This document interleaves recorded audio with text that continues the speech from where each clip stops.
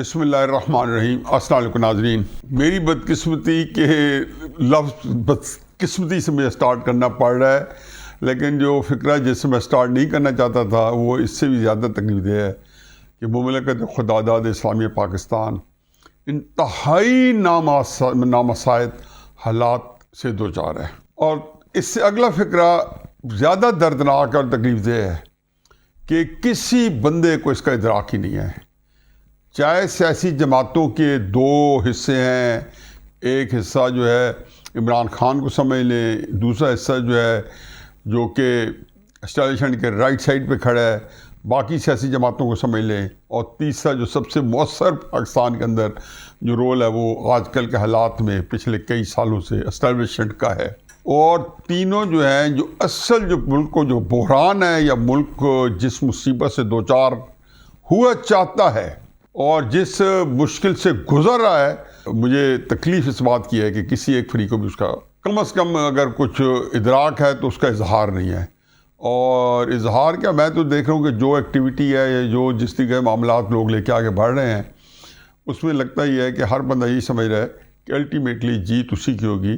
اور اس میں سے تینوں کی جیت جو ہے یہ اس کی مختلف جہتیں ہیں۔ اسٹیبلشمنٹ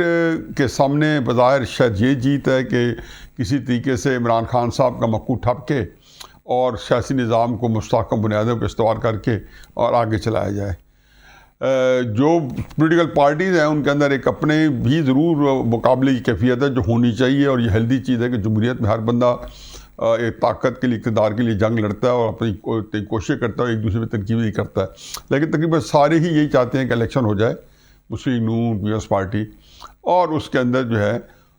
عمران خان صاحب کی گوشمالی بھی اسی الیکشن میں ہو جائے، اور جب الیکشن ہو گئے تو جس پارٹی کو بھی اقتدار ملا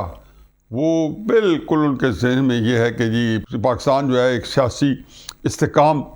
جو ہے اس کو ملے گا اور ایک مستحکم حکومت قائم ہو جائے گی۔ زیادہ امکان کیا قوی امکان یہی ہے کہ نواز شریف صاحب جو ہیں وہ اس حکومت کو لیڈ کریں گے، اور عمران خان صاحب اور تحریک انصاف جو ہیں وہ اس بات کے اندر بالکل جو ہے ڈٹے ہوئے ہیں کہ جی الیکشن کرانا مجبوری ہے، اور الیکشن کرائے تو تحریک انصاف کو کسی طور نہیں روکا جا سکتا۔ تحریک انصاف کے پاس الیکشن لڑنے کے کئی طریقے ہوں گے، جو کہ میں اس لیے نہیں کہنا چاہتا ہوں کہ میں نہیں چاہتا ہوں کہ وہ طریقے اگر جو میرے ذہن میں ہیں تو تحریک انصاف ان کو بھی آزما لے، کیونکہ اس سے مزید تکلیفیں پریشانیاں بڑھیں گی،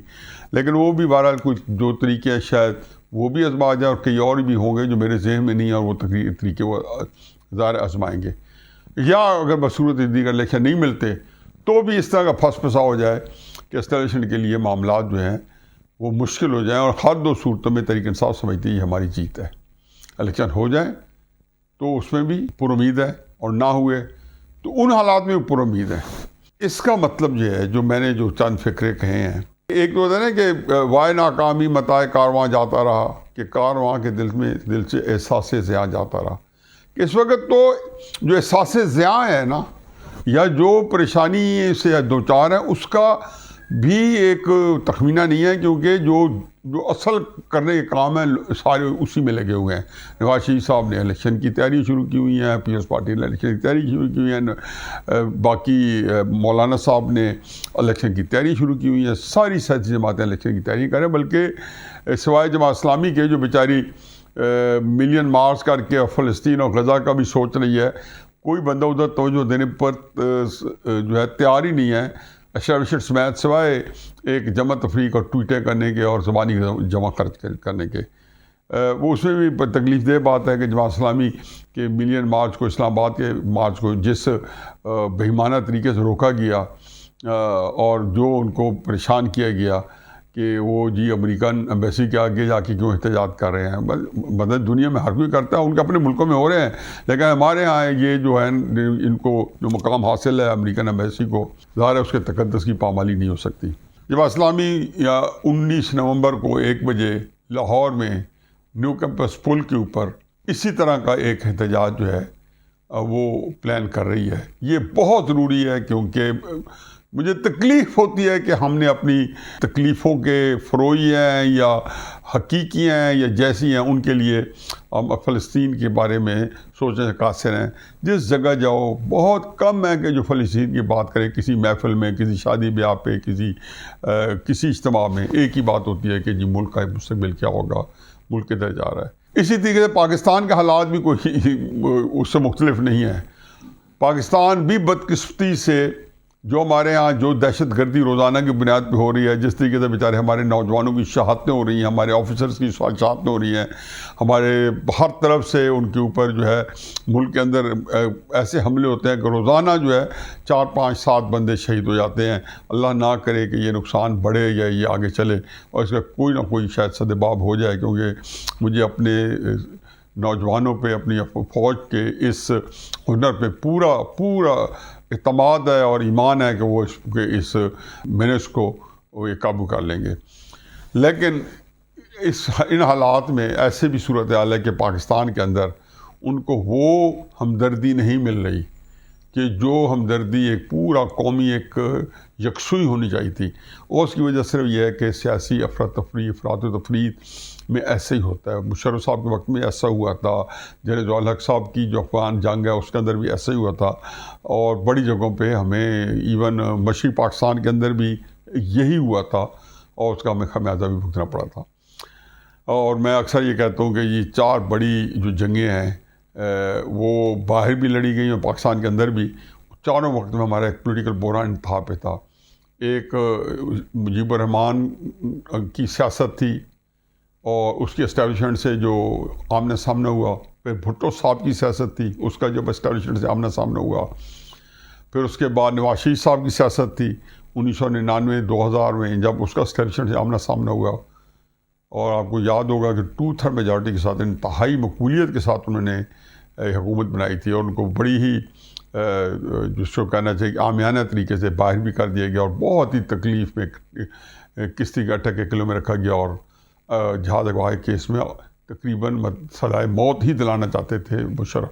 لیکن اس کے فالو اپ میں جب افغان جنگ ہوئی اور جتنے ہمیں ایک نیشنل یونٹی کی ضرورت تھی، وہ مشرف صاحب کو پاکستانی قوم سے نہیں مل پا رہی تھی کیونکہ سیاسی افراد و تفریق تھی.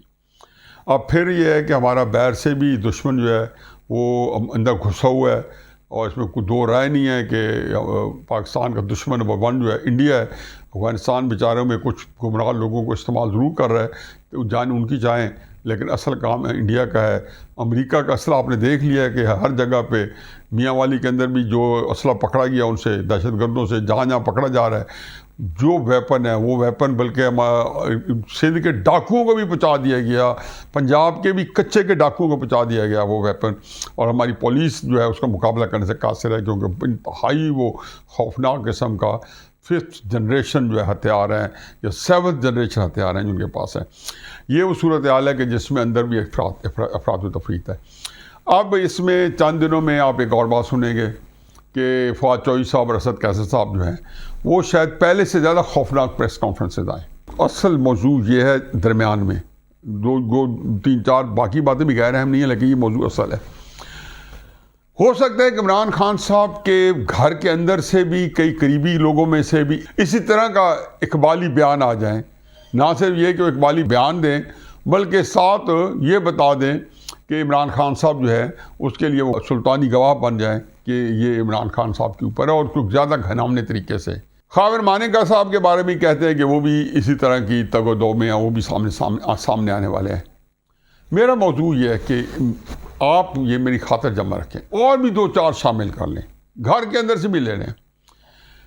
اس وقت جو پرابلم ہے اسٹیبلشمنٹ کا وہ یہ ہے کہ سیاسی طور پہ عمران خان صاحب کو کیسے نیچا کیا جائے، کیسے لوگوں کے اندر سے ان کی جو سیاست کا زور ہے اس کو کیسے توڑا جائے پاکستان کے اندر. حقیقت یہ کہ بتا دوں کہ ذہن میں رکھیں کہ آپ، مجھے یہ بھی پتہ ہو سکتا ہے یہ آپ کی ترجیح نہ ہو کہ ہم نے سے لوگوں کے اندر سے عمران خان کی سیاست کا زور ختم کرنا ہے، اور آپ یہ کہیں کہ ہم عمران خان کو ویسے ہی ختم کر دیں گے یا جیل میں ڈال دیں گے، اور اس کے بعد شاید راوی چین لکھے گا. یہ بات آج میری لکھ لیں کہ جو کام آپ نے پچھلے چند مہینوں میں کیے ہیں یا 1.5 سال میں کیے عمران خان صاحب کو نیچا دکھانے کے لیے. یہ سارے کے سارے کام بتا دیے ہیں کہ یہ غلط کام تھے, یا یہ سارے کے سارے کام جو تھے کوئی سود مند فائدہ مند نہیں تھے, کہ ان کا نتیجہ جو تھا وہ یہ نکلا کہ عمران خان صاحب کی مقبولیت بڑھتی گئی. اگر اس سے بفر ہے, اگر اس سے انکار ہے, تو میں اپنے بلاؤ کو یہاں چھوڑ دیتا ہوں. اگر میں تحریک انصاف والوں کی بات نہیں کر رہا ہوں, جو لوگ تحریک انصاف سے باہر ہیں, اگر وہ یہ بات صدق کے دل سے بتا دیں, چاہے وہ اسٹیبلشمنٹ کے لوگ ہیں, چاہے باقی سیاسی پارٹیوں کے لوگ ہیں, چاہے وہ اسٹیبلشمنٹ کی قیادت ہے یا ان کے اہم لوگ ہیں, یا باقی سیاسی جو جماعتیں ان کی قیادت ہے, اگر یا ان کے بڑے اہم لوگ ہیں, ان کو اگر اس بات میں نہیں معلوم کہ عمران خان صاحب کے خلاف جو کام کیے گئے ہیں اس سے ان کی مقبولیت اضافہ ہوئی ہے, جتنے کیے گئے احمقانہ طریقے سے کیے گئے. میں اسی میں یہ صرف ایک اضافہ کرتا جاؤں کہ جتنوں سے مرضی آپ اقبالی بیان لکھ دیں, گھر کے اندر سے 4 بندوں کے لکھ لیں, سارے ان کی بہنیں, ان کے سارے لوگ عمران خان صاحب کے خلاف بیانات دیتے ہیں. حقیقت یہ ہے کہ اس کا کوئی فائدہ نہیں ہوگا. یہ ٹرائی کرنے کے بعد آپ کو پتہ چلے گا, اور اس کا بہت نقصان ہو چکا ہوگا. چاہے ملٹری کورٹ میں عمران خان کا کیس چلا لیں, آپ 24 سال ان کو جیل میں رکھیں, ان کا خیال ہے کہ کچھ نہیں ہوگا. آپ اندازہ لگائیں کہ ایک لیڈر جو ہے وہ اس کو آپ لوگوں کے دلوں سے ختم کرا سکتے. تو نواز شریف جب 24 نومبر 2007 کو آیا تھا تو صفحہ ہستی سے مٹ چکا ہوتا. وہ تو ایک تضحیک امیز معاہدے کے بعد گئے تھے, اور لوگ مسلم کے لوگ اپنے لوگوں نالاں تھے اور سمجھتے تھے کہ میاں صاحب نے بہت زیادتی کیا. لیکن جیسی آئے تو حقیقت ہے کہ ان کی والہانہ محبت پھر جاگ گئی, اور اسی کہہ کہ وہ آپ کو دیکھا کہ فوراً انہیں پنجاب کی گورنمنٹ دے دی. وسائل نہیں تھے, لاجسٹکس نہیں تھی سیاست میں کامیابی کی. جب 2007-2008 کا الیکشن لڑ رہے تھے نواب شریف صاحب سے, لوگوں کے پاس, بیچاروں کے پاس جو لڑنے والے تھے وہ بیچارے بالکل مشرف صاحب کی جو ٹائم گزار کے بالکل تلے ہوئے لوگ سامنے تھے, اور دیکھتے دیکھتے بے شمار الیکشن وہاں انہیں ایسی کیفیت میں آ رہے. پبلک ہماری بڑی عجیب و غریب ہے. اس میں بھٹو صاحب اگر جو پھانسی پہ لٹکے یا ان کو موت کے گھاٹ اتار دیا گیا تو کیا ہوا؟ اس کے بعد ایک اور طریقے سے آتی ہے, بے شمار ایسی چیزیں پیدا ہوئیں کہ جو کہ پیپلز پارٹی اس کی بینیفیشری نہیں تھی, لیکن پاکستان کا اس کا بہت نقصان ہوا. ابھی بھی بہت ساری چیزیں موجود طریقے سے بینیفیشری نہ ہو. عمران خان صاحب کو صفحہ ہستی سے مٹا دیں پھر بھی بینیفیشری نہ ہو. میں تو ہمیشہ یہ کہتا ہوں کہ جب تک اگر چاہتے ہیں تو کم از کم عمران خان صاحب کے ساتھ پلاننگ کریں 6-7 سال کی, جس میں کم از کم آپ کو ٹائم مل جائے کہ آپ کو سسٹم جو ڈیولپ کر کے کھڑا کر سکیں. اور یہ جو 5-7 سال ہے اس کے اندر کوئی جو ایسی گورنمنٹ نہ بنائے کہ جو آپ کی جو ہے جو موم کی ناک کو آپ جیسے چاہے مروڑ دیں, بلکہ شوکت عزیز کی طرح نہ بنائے. نواز شریف صاحب کی سربراہی میں مکمل ایک صاف شفاف سیاسی نظام دیں اور لوگوں کو وہاں پہ بالکل کھل کے کھیلنے دیں. اور عمران خان صاحب کو یہ بات ان کے ساتھ آمادہ کریں کہ وہ 5-10 سال کے چھوڑ جائیں کوئی, یا ایک دوسرے کے ساتھ معاہدہ کر لیں.